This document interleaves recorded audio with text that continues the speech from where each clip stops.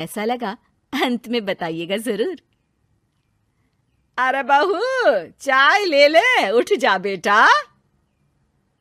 अरे मम्मी रहने देती ना, मैं उठ तो रही थी। अरे कोई बात नहीं, खाने में क्या बनाना है वो बता दे। देख लो माँ, कुछ भी जो ये कहे बना लेते हैं। बेटा मैंने तो जो सब्जी थी वो काट दी है, तू बस रोटियां बना लेना। ये हर रोज सुबह का सीन था ममता के ससुराल का। एक दिन पड़ोसन कहती है, अरे बहन जी, सारा दिन काम करती रहती हो, थकती नहीं क्या आप? बहू क्या करती रहती है सारा दिन? अरे वो भी कुछ ना कुछ करती ही रहती होगी। अब इतनी भी बूढ़ी तो नहीं हूं मैं जो बैठ जाऊं कि सामने काम पड़ा है और मैं बैठ ही रहूं। अरे लेकिन बहू की तो आदत खराब हो जाएगी जब सारा काम आप ही कर दोगी। अरे ठीक है ना, कम उम्र में हमारी भी शादी हुई थी।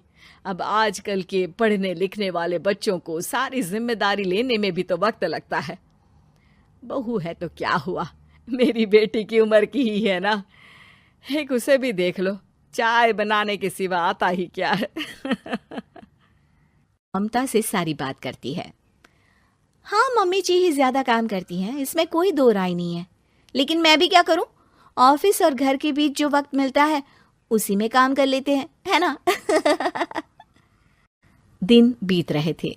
सास बहू के बीच की बॉन्डिंग अच्छी थी, लेकिन जब बहू माँ बनती है तो जो थोड़ा बहुत काम किया करती थी वो भी छोड़ देती है।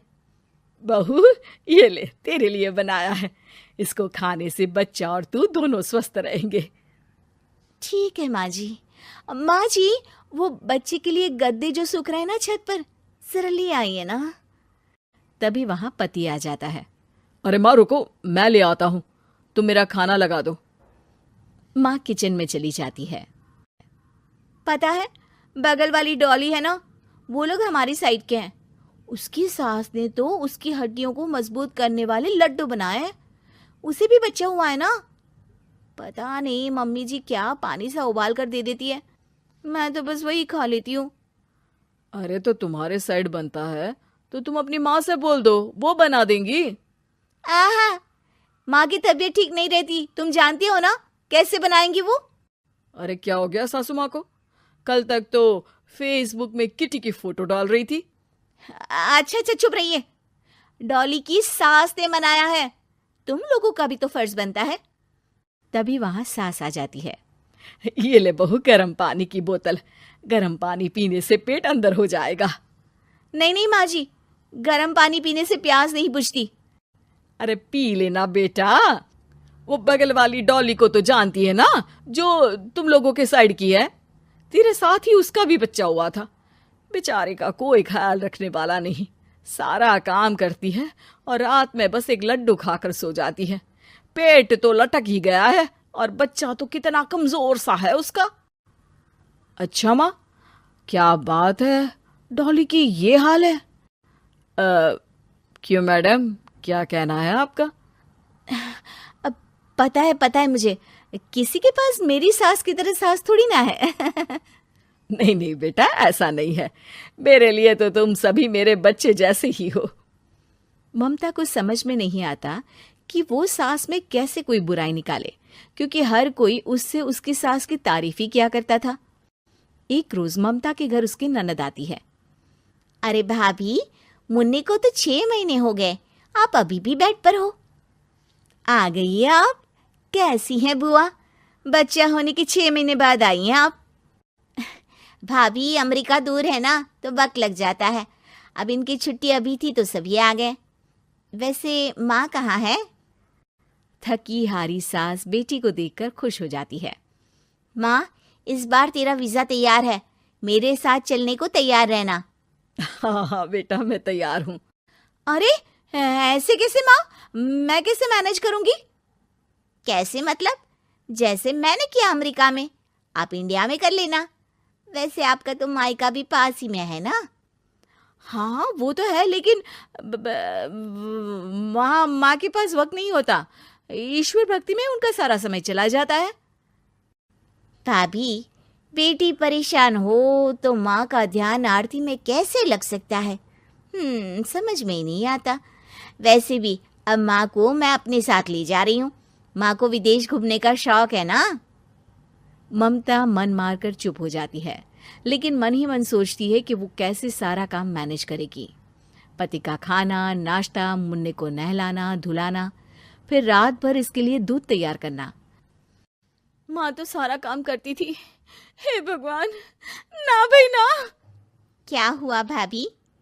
क्या सोचकर ना भी ना कर रही हो?